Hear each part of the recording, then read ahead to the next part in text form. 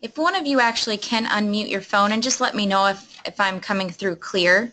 Just have a sound check and kindly confirm. Yes, you are. Thank you. You sound good. Thank you.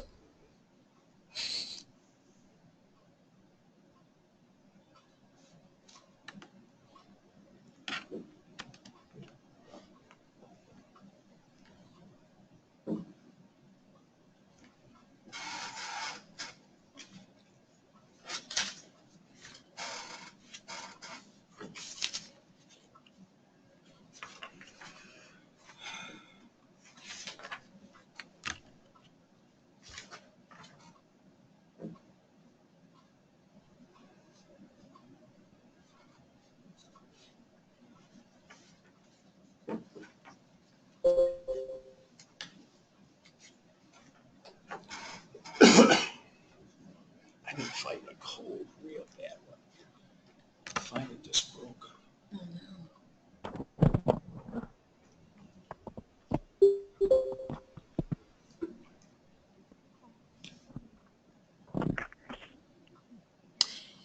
It is now 11 o'clock and I will begin our presentation about what you need to know about California and federal employment law changes for 2017.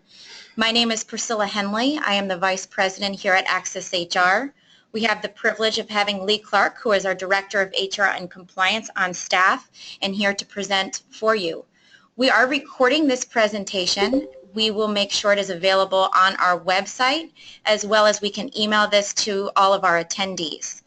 Please also note that the reason why we feel we are advantageous to you as a client is any questions that you have specific to your company after this webinar, please reach out to me directly or to Lee and ask those questions that are pertinent specific to you. So with that, I'm going to hand it over to Lee. Thank you, Priscilla, and good morning, everyone. Being in California as we are, we know that every year brings us a whole lot of unwanted Christmas presents that will take effect right at the beginning of the year. This year was no exception, although to be fair, the changes this year were not as numerous, but still telling. So what I want to do today is go through the ones that I think are the most important to the broadest range of our clients and highlight those for you and not only tell you what the law change is, but what you may want to do to address some of these issues. So why don't we take a look at the agenda, okay? We have an expansion to the California Fair Pay Act, changes coming up in what we call protected time off, and I'll cover that. Major changes in background checks and employment verification, which will, I think, can have a major effect for many of you. Changes in discrimination law. This is not a major difference for most of you, but you should be aware of it. As most of you know, we have a new recreational marijuana law, and we want to talk briefly about how that may affect your drug policies. And then there's I'm going to touch briefly on an industry-specific change, and it may not affect any of the attendees directly today, but it will in the future as I see things changing. I'm going to try to hit, depending on time, we'll hit on some workplace privacy issues. This is more of a federal issue. And then finally, a warning to those of you who have HR responsibility concerning agreements that you may have and don't talk about between other companies in your industry regarding pay rates and no stealing of employees, etc. Okay? So let's get to it. The expanded California Fair Employment, the California Fair Pay Act. Many of you attended a webinar that we did in March when this law was first enacted and went into effect. Obviously, I'm not going to cover everything in that act, but I'm going to hit on some highlights in the changes. Now, if this appears to be something that is of importance to you and you didn't have a chance to attend the March webinar, we have it archived, both the slide presentation and the audio. So if you wish to have that, that's on our website, or you can talk to Priscilla and she'll hook you up with it. Okay. The Fair Employment Pay Act is an act that was developed because there was a sense by our lawmakers initially that maybe female employees weren't making the same amount of money as male employees for the same kind of work. And we know that historically that has been the case, although I kind of question for most of you, if you looked at it, it may not be as relevant today. But what we did is the legislature saw a problem, they rolled out their howitzers, and they said, we're going to fix this. So the law as it was originally changed in March said briefly this: an employer shall not pay any of its employees at wage rates less than the rates paid to employees of the opposite sex for substantially similar work, et cetera, et cetera. Okay, so what they're saying is if you have two people doing the same kind of work and one's a male, one's a female, and you're paying the male a lot more, that shouldn't happen unless there are real business factors that justify that.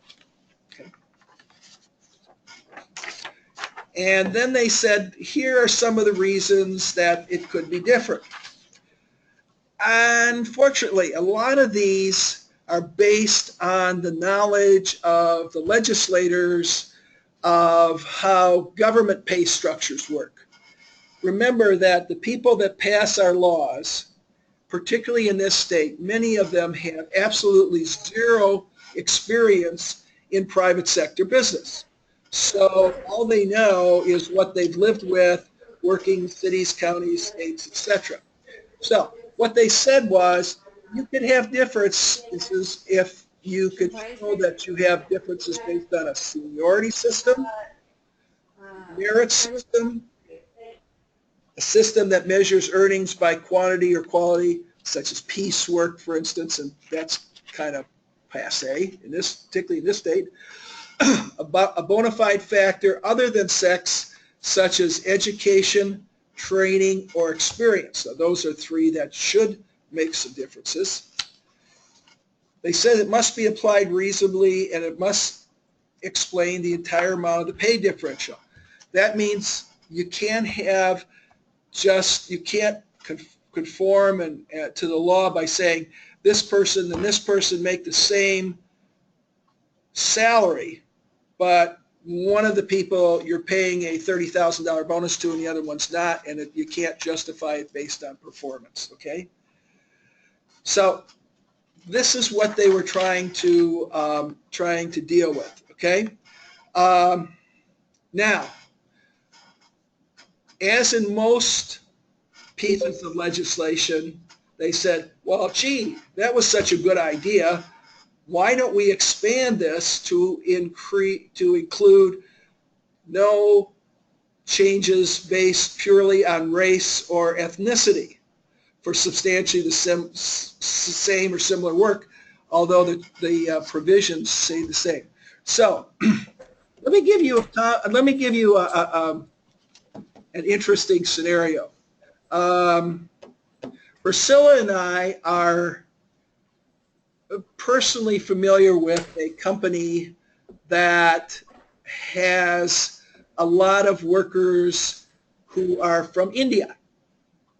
And so what they do is they will bring over, if they can get the visas approved, they'll bring over people from India and have them do the same work that they have their citizens, U.S. citizens doing. Now the pay scale in India obviously is much different. So they may give them a 20% pay increase, for example, but that still may make them 30% lower than people who work here in the United States and have worked here for some time. This law says you can't do that. So the question is, how are you going to make that all meld together? Okay, so this is, I don't think any of us would argue that you ought to pay people the same money for the work that they perform. It ought to be based on what they bring to the company. It shouldn't be based on sex or ethnicity or race or anything else. However, from a practical standpoint, if you're bringing people from another country, if you're bringing people from in an area of, say, Watts, and they've been working in an area where the wage rates aren't the same, and you're trying to provide opportunities for people, as many of our companies do, and you bring them along, you're going to have some justification for differences. Okay. Now, when companies have raised the issue of how do we do this? How do we compare different people from different backgrounds and countries, etc.? The government has said, well, employees can be comparators, they call it, some interesting words, but you can compare them even if they do not hold the same or substantially equal jobs. It's showing that the employees are engaged in substantially similar work when viewed as a composite of skill, effort, and responsibility performed under similar working conditions is sufficient. Okay, what that gibberish turns out to be is this. You cannot just say people in this job title make this much money and people in this job title make this much money, which is different. They're saying you have to take a look at the work and see if it's really different. Because if it's substantially the same work, they don't care how you describe it, what job title you have. If it's gotta be the comparable pay if the work is comparable. Okay, and it says that, well, one of the issues that was raised, well, what if they, you got somebody working in Fresno and somebody working in downtown San Francisco? What about that? Well, if it's the same, they said, even if it's hundreds of miles away, that's not necessarily different. What you have to do is justify. So the burden is on you to justify pay differentials with limited factors. You have to apply anything that you want to say is a reason why there are differences in your pay system. You have to prove that the burden is on you to apply that you're applying such differences reasonably, and it must, again, explain the entire amount of the pay differential. Okay? So when you're looking at people, you have to look at total compensation. So healthcare, it's going to be the same, but when you have, say, different benefit levels kicking in at different wage rates, okay, that kicks the total comp up. If you've got job title A and job title B, and in A you have the ability to earn a higher level of bonus at the end of the year, for example, than people in job title B, you will have to take a look to see if job title A and job title B, if the work being performed by those people is really different, or is it really kind of the same, because the total comp is going to be different even though you're applying your system as you would look at it fairly. Okay? So as you can see, this can have this is one of these ticking time bombs. We haven't had, as of yet, a whole lot of court proceedings on this. But, everything about this tells me that this is going to be a highly litigated area. And what you have to be concerned about is that if somebody brings a suit saying, I'm doing the same work as employee B, but the only reason we make different amounts of money is that I'm a woman, he's a man, or I'm black, he's white, or I come from a different country and you're keeping me low because you can do that, and you're still telling me I got a good deal, then won't play. And so to have to justify your whole compensation program after you've had a suit brought is a nightmare. If any of you have gone through a California wage and salary audit, you know what a difficulty that could be. This would be that in spades, okay? So again, you've got standards that are being applied that really don't apply to most private sector people, but again, as you see, seniority system, merit system, most of these are a lot from the public sector. But what you need to do is start to think about what it is that forms the basis of my compensation policy. What am I paying? What am I paying for? How can I defend it? And start laying out those parameters early on. Assume you're going to be sued. You probably won't be, but if you've got some major discrepancies, you're going to take a look at it. Okay. One of the real kickers in this, and I've underlined it at the bottom of the slide that you're looking at, is an employee's salary prior to joining the company cannot alone justify any disparity in compensation. So when you're doing an interview, one of the questions that you've invariably asked is, well, what were you making at your prior employer, or your current employer if you're still employed and you're going to make a move? Say they were making $40,000 a year, okay? And the people doing the same kind of work at your company are making $60,000 to $70,000 a year. Normally, those of us who have been hiring managers, and I was one for about 2,000 years, give or take, we would say, you know, I'm going to give this person a substantial raise. They're going to be happier than all get out because they're going to be able to go home and say, hey, look at the big increase I got, without knowing, at least at first, that they're being substantially paid less than other people that they're going to be working for. An employee's salary prior to joining the company cannot alone justify any disparity. So if the person did the same kind of work that you're doing and there are no major differences in what you're doing and what you're asking the employee to do versus what they were doing and were asked to do, you're going to have to consider bringing them up to your pay schedule for the jobs that you have, even though this might amount to a humongous raise. Be advised that we are in, again, the state of California, which is a very, very liberal state. I fully expect that within, I'll give it 2 years, you probably are not going to be able to ask what somebody made in their previous job, because the people in Sacramento think that that's totally unfair. That's been kicked around. It has been proposed. It's been proposed at a municipal level. This may happen first in San Francisco or LA first, which is how some of this stuff that like we will be talking about later came into being.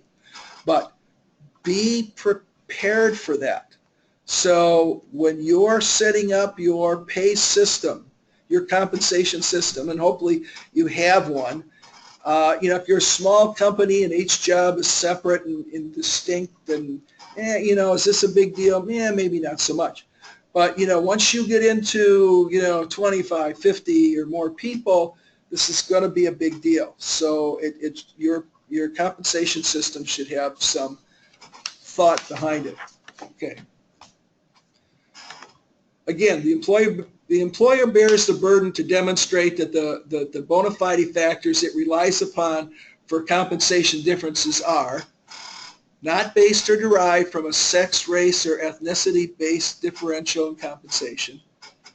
It's like, it's the proving a negative, which is fun. Job related with respect to the position in question and consistent with the business necessity.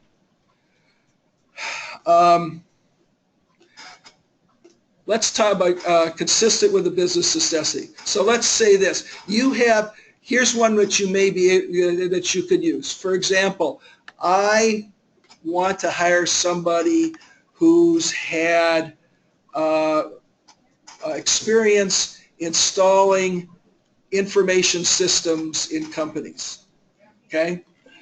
If my clients are major corporations, I want somebody that knows how to do that. So if they've worked for Cisco, or they've worked for Aruba, or they work for one of those major organizations that do this kind of stuff, and you're hiring someone like that, that experience is not the same as someone that set up the same kind of system for his uncle's hardware store, okay? But you're going to have to document the differences to justify why you are paying somebody differently, okay? So, after looking at all the complexities of this legislation and everything that goes with it, how do I maintain a functioning wage and salary program that's still going to comply with the Fair Pay Act? Again, waiting until you have a complaint to be filed is not smart. This is not something that you want to try to backfill while you're getting a complaint and you're getting asked to write a response and you've got an attorney, et cetera, et cetera, et cetera. Okay, so how do I maintain a functioning? First thing you should do is perform an analysis of your comp program, okay? Take a look at what you're paying people for the work that they're doing and look for blips. This is like doing a safety audit. If you have the same mentality. In other words, if you pretend that you're looking at this as company X, not your own company. Look at the numbers, look at the years of service, look at the job that people are doing, and see if it makes sense, okay? So perform an analysis. If you're a big company, okay, and I know we have some clients that are large, there are some tools that can be used, some computerized tools. And if you're a big company and you want to get into talking about this, let me know. That can be done in connection with your employment law firm, or if you don't have one, I'll recommend one to you. But you want to have this so that you have the ability to have it confidential, okay? And you want to develop a system. If you're a smaller company like most of our clients, I mean, relatively speaking, you want to take a look at it, just see if it makes sense. Develop appropriate employee groupings. If you have two jobs that are essentially doing the same kind of work, and it may not have been set up that way, but it grew into that, understand that you're going to have to treat them as a single entity for the purpose of this law. Isolate factors that explain your pay policy, okay? So if you're looking at it and you say, well, yeah, I'm paying so-and-so a lot more money than this person, but here's the reasons. Write them down, see if they make sense, see if they're in conformance with the things that we're talking about. Make any adjustments to your hiring and ongoing comp programs to eliminate differences you cannot defend. Okay, so when you're hiring people now, they should be entering your compensation system at the appropriate level. Now, what this is going to mean is you're probably going to have to pay some people a bunch more money than you intended to. You maybe said, well, we'll give them this. If I give them a 10% raise, they're going to be happy, and that's fine, and then we'll see how they can do, okay? I'm not saying that you can't do that, but you're a little bit pregnant at that point. Okay, so if you're going to do it based on what you expect them to do if they make it, keep that in mind. And you may, don't be a slave to your annual review program. If you've got somebody that's out of sync and they're performing the work to your satisfaction, you're going to have to kick them up, okay? Review your written policies and practices and revise them as necessary, okay? Your compensation practices. It's got to make sense, and it's got to make sense in compliance with the law. Document the basis for comp decisions, including starting comp packages for new employees. If I'm hiring a new employee today, what I'm doing is saying, we are hiring this person at this rate because, and I'm listing all the things that make sense for them to be in at that particular level. If they're going into your pay structure and it falls within the normal guidelines, no big deal.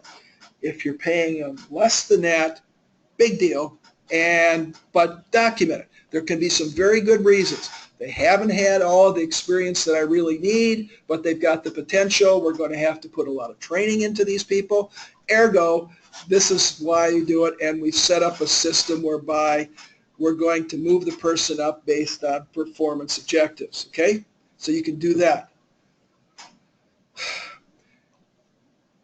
HR people have always pushed the use of establishing a good appraisal system, performance appraisal system, and good job descriptions.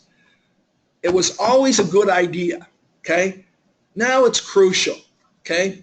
Your job descriptions should really, and if you don't have them, you ought to write them. And there's, we can give you some help there if you need it. But the jobs that you have ought to be distinguishable one from another. So they can say, well, this is the same thing as this. No, here's the job description. Here's what we asked this person to do.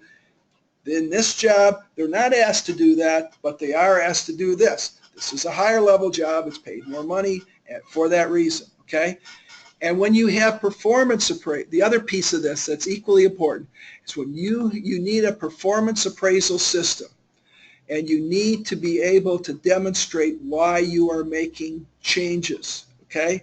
So if you pay the same person, same thing, and we give everybody 3% at the end, yeah, that's going to be tough, okay? So you ought to be able to demonstrate why you're paying people what they are. As far as the government's concerned, the seniority system is fine. As far as we are concerned, in the private sector, most of us don't pay people based on seniority. We pay them on a basis of performance. So define what the performance levels you're looking for are, define whether they met them or not, and that you're compensating them for that. You can have major differences as long as you can demonstrate that these are objective standards that you've established and that you can demonstrate made sense. And finally, train your managers. I mean, you can't just do this out of the HR office or out of the president's office. The people that are making the decisions, that are talking to the employees, that are making them promises that they shouldn't make them, etc. Okay? They've got to know what the whole thing is, Fair Pay Act is all about and what you're doing. So on the one hand, this is kind of a pain. On the other hand, it gives you the opportunity to really look at something that many of us have put off for a long time. Okay? One last piece of information. This has nothing to do with the new changes to the law. This was always the law. Okay? Employees are not precluded from disclosing or discussing their own wages or the wages of others. Okay? So people can talk about their salary. Some of the old employee handbooks say, what we pay you is between you and us, and you should keep this confidential, and da-da-da. Yeah, that doesn't work. It's against the law. Okay? People can inquire about what other people are being paid. Okay? You don't have to tell people what other people make, but they can ask, and they can ask their coworkers. And they can aiding or encouraging other employees to exercise their rights under the Act. People can do that. So you cannot put them in a complaint disturber category because they say to their fellow employees, hey, God, you're way underpaid for what you're doing, you know? You can't discipline that person who's the doing that, okay? However, the Fair Pay Act does not create an employer obligation to disclose individual employee wages, and it does not prohibit employers from asking about prior salary, at least not yet. I'm saying that that's probably coming, so just keep that in the back of your mind. That's going to happen. Okay? That's the Fair Pay Act. Okay. Some of these other areas we can move on fairly quickly. Next category is protected time off. AB 908. This law, for all intents and purposes, there's some things that change in 2017, but the things that really affect you do not take effect until 2018, but prepare for them. Paid family leave and SDI benefits are increasing.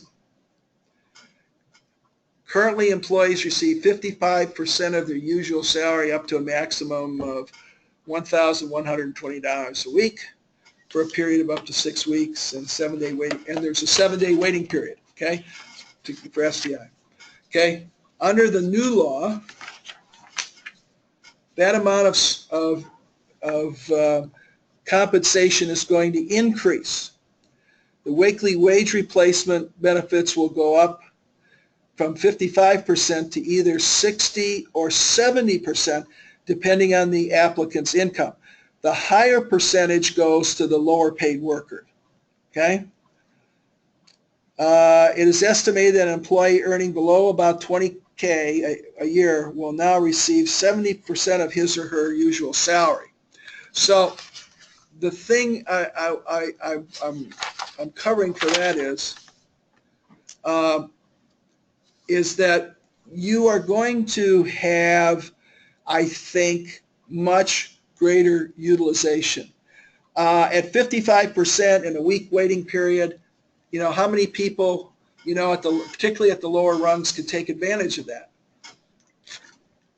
Do away with the waiting period and increase the amount of money.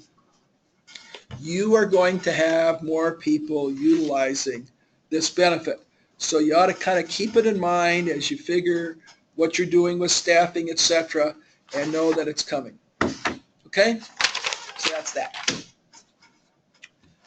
Now we get into the lovely area of background checks and employment verification. I have been working with clients in the HR and labor relations field for 25 years, and before that I worked for several Fortune 50 and 100 companies.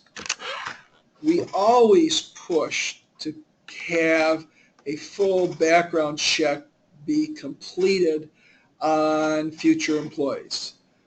Do a good interview, check references, and finally check criminal record to make sure that you're not hiring somebody that's going to be a problem later on. Again, we are in a very liberal state, and there is been a push for some time to have employers not just systematically rule out people with criminal records because it was felt that people in certain ethnicities and certain, you know, economic areas weren't getting a fair chance to be considered for jobs because they had prior convictions. Okay? So, this is a further extension of that. So, effective January 1st, 2017. Excuse me. AB 1843 prohibits employers from asking an applicant to disclose juvenile convictions or from using any information concerning juvenile arrests or court dispositions as a factor in employment decisions. Court dispositions may be that, referral to some sort of program that if they complete the program and, walk the straight and narrow, that the conviction is erased, etc. Okay. Exception to this rule is healthcare facilities dealing with certain types of records. I've worked with a number of convalescent care areas.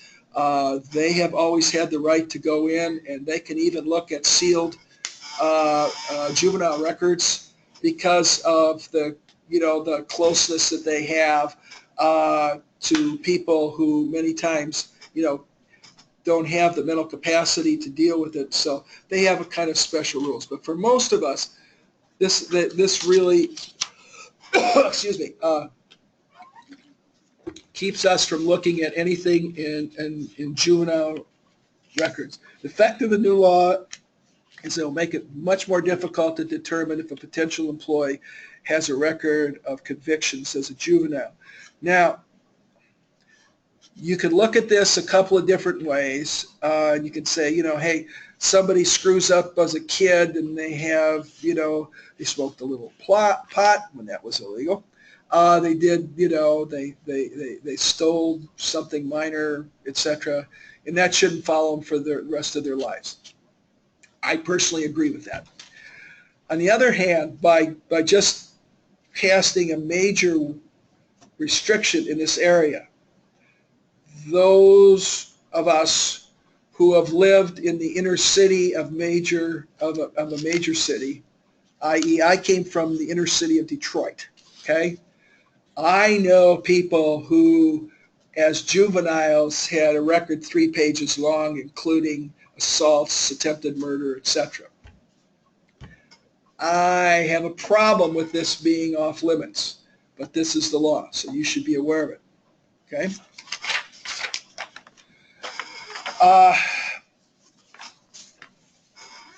Let me, just to finish up on that, there are certain cities in the state and in the nation that have had restrictions. San Francisco had now, as of July 1st, Los Angeles makes it illegal for you to do a criminal background check on employees of any kind prior to extending an offer of employment. Okay? Similar restrictions also apply in cities such as New York, Philadelphia, and Austin, and in the state of Oregon. Okay? So you should know that. Okay? Now the problem is, we also say that if you're doing pre-employment physicals in California, you can't you can extend an offer pending that they clear the physical exam. So now you got 2 pending the exam. If you're in San Francisco or LA, for example, you got 2 of those to deal with. Which one comes first? Do they work? I don't really know the answer to that. But again, these are the things that you are up against. So I would recommend that when you interview people, that you do a thorough job of interviewing them and get to know them. Okay? You can oftentimes tell if you're dealing with someone who's had a criminal past. That's one of those generalizations, and like all generalizations, that one is somewhat faulty. But I mean, get to know the person, okay? If you have one of the old-time applications that has a box on it that says, please check if you've been convicted of a misdemeanor or felony. You probably want to do away with that. And you probably want to deal with the issue in your interview, and you want to stay away from juvenile information, etc. So you're going to have to condition it. Okay? And I think that's tough. I think in some cases it's unfair. I think it's also the law. So, you know, that's what it is. Okay. Employment verification. Effective January 1. SB 1001 makes it an unlawful employment practice to request different documentation than required under federal law to show if an individual is authorized to work in the U.S. Now, I'm not sure what other information that might be, but some people have different sources of information. They want, 2 or 3 years of, they might want 2 or 3 years of utility bills or something like that. Here's the way you deal with this. Become very familiar with your I-9 form. And the I-9 form was modified this year, okay? Those are federally required and or allowable questions, and that's what you should stick with. Okay. You are prohibited under this new law for refusing to honor documents that on their face appear to be reasonably genuine. Now, I think it's become, interestingly, it's become pretty clear that in Los Angeles County, for $200, you can get a driver's license, an ID card, and a Social Security card for $200 in 24 to 48 hours. Okay? So what you're dealing with is documents that look real, but maybe don't.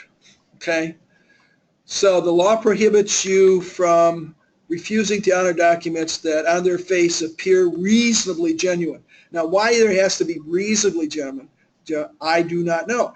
If they either look genuine or they don't. Okay. What they don't want you to do is to put someone who is Hispanic, for example, through a much more rigorous checkout process than someone that looks Anglo. Okay. I think your best advice, again, stick to your I-9 form and use the same standard. So make it, if it looks good, then, get the information, but understand that you're going to miss some. Okay, it's just going to be, can't be helped. Employers cannot refuse to honor documents based on a specific status or term that accompanies the authorization to work, which means is if you have a visa that allows you to work in the country, or a green card as we used to call them, those things are appropriate and you have to honor them. Here's the one that really gets me, and I just have to tell you this. It prohibits employers from attempting to reinvestigate or re-verify an employee's authorization to work using an unfair immigration practice. So you had somebody join the company, the forms looked okay, you did it, they're part of your workforce, and now you have some real questions, and you go back and you check and you say, geez, second look at this thing, doesn't look like it's so good. Be very careful with that. Answer to this is do it right the first time. Because The law allows applicants, employees to file a complaint with the Department of Labor Standards Enforcement, and it's cost you a $10,000 fine if they find that you're a bad person. Okay? So, be very careful, be very systematic. Make sure that you use the I-9.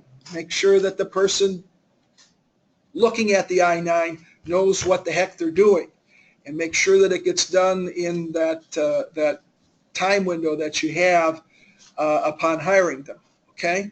And have somebody responsible doing it. Just don't pass that off to some clerk that's, where this kind of an evaluation is above their pay grade. Okay? Isn't this fun? Discrimination. Right now, there's a labor code that says employers with 25 or more employees are prohibited from terminating, discriminating, or retaliating against an employee who is a victim of domestic violence, sexual assault, stalking, etc. And why we needed a law for that, I don't know. Why any reasonable employer would affect someone for doing that is beyond me, because, that's just should happen. But they've expanded that, so now it goes to any size company, so it's not just 25 or more. The Secretary of Labor has until July 1st of 2017 to come up with a new form, a new poster. So you will be getting a new poster. Once you hear that it's available, I would get it, I would post it. I wouldn't go buy a whole new plastic poster for your wall, just put this one up next to it. Okay? And you should make everybody available, make everyone know that it's there, even if they're an existing employee. The easiest way to comply with this thing is to put out an announcement that says, please pay attention to the new poster that's up, and these are your rights, and we wouldn't do this anyway, but, if you've been a victim of sexual assault, stalking, etc., we will not, put your job in jeopardy.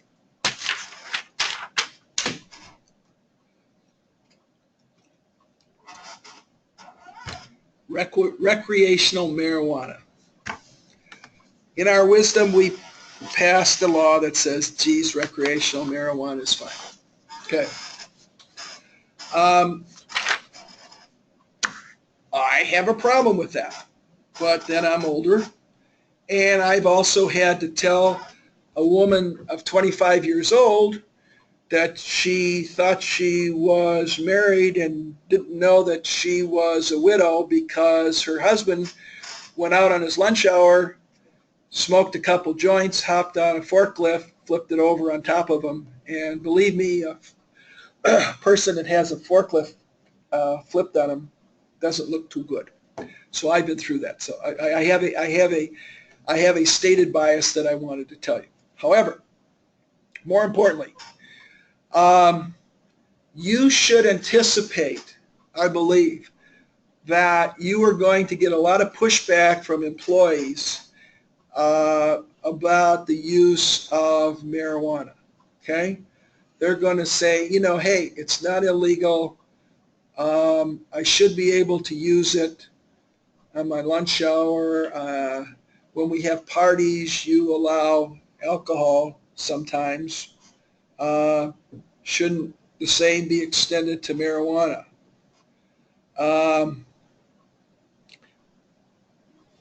I'm sure I could come up with 6 or 7 more examples if I were more creative, but you're going to hear this. Okay. California's new law does not affect other laws and regulations that prohibit drug use for safety reasons. So if you've got DOD to comply with, you have drivers out there, all of those things, the feds don't agree with any of this, and you still are under the same rules. Probably more importantly, or more broadly, you have the right to enforce your own drug and alcohol policies. This is probably a good time to take a look at what you permit and what you do not permit. It's a good time to look at what you permit, for instance, at employee functions. If you are entertaining clients, etc., whereas you may have a, we will permit alcohol up to a certain way. Marijuana is going to come into this thing. You can pass whatever rules you want, and in fact you should. But I would say that it is a good idea to restate your drug and alcohol policy. It says if you have a standard drug or alcohol policy, if you've had your handbook written by us, for example, or looked at by us, you have something in there that probably specifically talks about marijuana. You should probably add a thing that said including recreational marijuana, etc. And you should say that it's strictly prohibited and you can't be under the influence while at work. You cannot prohibit somebody from using it at home like you can't prohibit them from having a vodka and tonic when they get home. What you can prohibit is that they not be under the influence. So don't panic, don't wholesale out your policies, but do take a look at this, okay? I want to go over briefly a few industry-specific regulations and small changes. Excuse me, I've been fighting a cold, so my voice is kind of going.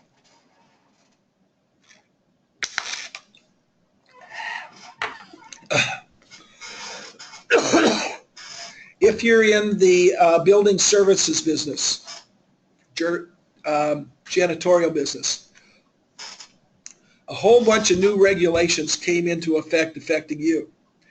If you're in that business, you ought to get up to speed on this real quickly. They don't take effect until 2018, but they're very rigorous. This is a result of the Service Employee, in my opinion, the Service Employees International Union has a significant number of janitorial people as members. They have a big sway of what happens in Sacramento. They pushed for these laws, okay? What they are intended to do is protecting people who are working by themselves at night, okay? And protecting them from sexual harassments by employers, by customers, by outsiders, okay? The basic parts of this law, the basic protections of this law, I think are a good idea. While this probably doesn't affect you, what you should look at, in my opinion, and I've had to deal with this several times, is in people that work at night by themselves, particular janitorial people. Even if they're not your employees and you're employing a janitorial service, you should check with your service to make sure that they're providing protections for these people, like periodic check-ins, etc., etc. If for no other reason, it's the right thing to do, okay? So be aware of that. A couple of other miscellaneous changes. They loosened the standards for students who are at least age 14 in the 11th grade to work in certain learning situations. That's AB 2063. If this applies to you, if you would like to bring people in to learn something like in a bakery or something like that, and shadow current employees, look at AB 2063. If you have a single restroom, okay, you have one restroom, make sure that it's for available, male, female. If you look at stores, Target has a couple of these, okay? Look at that, get the right sign up. Employment contracts. This is one that may affect a number of you. If you have a crafty lawyer working for you that helps you put your employment contracts together, you may have contract that said that this contract will be considered under the rules of the state of Maryland or Delaware. A lot of them are under Delaware because a lot of particularly older corporations were incorporated in Delaware, and they said all things that cover this will be considered under their law. This law makes that illegal under certain circumstances. It's illegal to require that an employment agreement that to litigate, arbitrate the employment dispute outside of California or using the laws of another state. Okay, that makes your contract voidable. Okay, now this only applies to contracts that are entered after January 1st, 2017, so you don't have to worry about anything you got in place. But if you are renewing some of those contracts and you had some of that language, you're going to have to take a look at it. Now, there's one exception to this. And they said that the rules don't apply if the contract is entered into where the employee is represented by a lawyer in negotiating an employment contract. So if it is very important to you to have laws apply that other than California or to be arbitrated or litigated outside of California, make sure that the employee has the right to go and have a lawyer available. And talk to this is one where you might spend half an hour with a good employment lawyer and say, look, based on this, tell me how I can come into compliance because I don't want to go under California law. California law isn't bad except for you cannot in California insist that somebody not go work for a competitor, etc. California is really, really good on trade secrets, though. So it's not the worst thing in the world, but it's something that you should be aware of. We're coming near the end, and I'm going to skip over workplace privacy issues. It's kind of involved, and it's kind of federal, and maybe we'll do a special one on that at some later date, okay? So, but the main thing is that the courts have held that if you've got somebody using their own either their own iPhone, smartphone for work, and you try to get hold of that because you're afraid something is going out the door that shouldn't be, etc. You don't have a right to access private things that are on that handheld device. You also have somewhat limited access to things that come up that using your internet system. However, if you word it correctly and you do it the right way, you're covered. But there's a lot to it, and there's a lot of law changing. So what I would do is try to stay up to date on the laws that's changing, and we'll try to keep you involved. If we see something that we think has some wide appeal, I will let you know. Finally, a warning to employers concerning no rate agreements and salary understandings with other companies.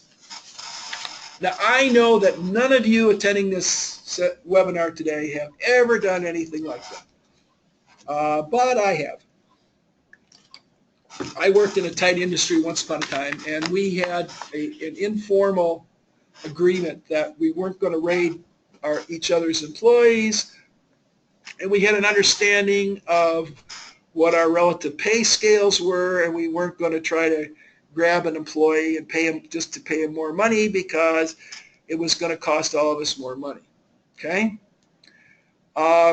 These have always been very suspect understandings, and they're not a good idea, but the Department of Justice and the Federal Trade Commission has come out and issued rules and said, if you engage in this, into so-called no poaching agreements and informal agreements concerning pay rates, you i.e. you, the HR person, or you, the person with HR responsibility, can be held criminally liable. Okay? So they have, as they say, up the ante. So the crux of the guidance is that an HR professional likely is breaking the antitrust laws, and that's what they're using. If he or she agrees with individuals at another company about employee salary or other terms of comp, either at a specific level or within a range, or agrees with individuals at another company to refuse to solicit or hire other company employees. As I said earlier, the California law particularly says that you can't prohibit an employee from working for a competitor unless you have some sort of exit agreement where you paid them some money or where you're buying the business, etc. That's okay. So, but you can't do this, and they are threatening to send you to jail. This is totally unfair, in my opinion, but you are now, consider yourself warned, so don't get into any of those agreements, okay? Unfortunately, like any good attorney, I've taken up all available time talking. So if there's any questions that came out of this, I will try to answer those in follow-up emails. We did have one question about when does protected time off go from 55 to 60 to 70%, the PFL and SDI? That's January 1st, 2018, not next year. Okay. I brought it up now so that you could prepare ahead of time. And it's also based on a kind of a sliding scale. So as wages increase due to inflation, which we may start to get, by the way, that those numbers can change as to what's going to be allowable, but it's not until 2018. Okay, because it is noon, I would ask, well, let me open it up. Does anybody have any questions for Lee? I've unmuted everybody's phones. Well, I'm hopeful that you all have found this advantageous and informational, and helpful informational. Please reach out to myself or Lee with any questions. Again, this recording will be posted on our website. We wish you a very happy holiday. I am available via email at lclark@. I have a feeling that something happened. Thank you very much, Lee. Again, that's lclark@accessehr.com, and we hope you have a great day.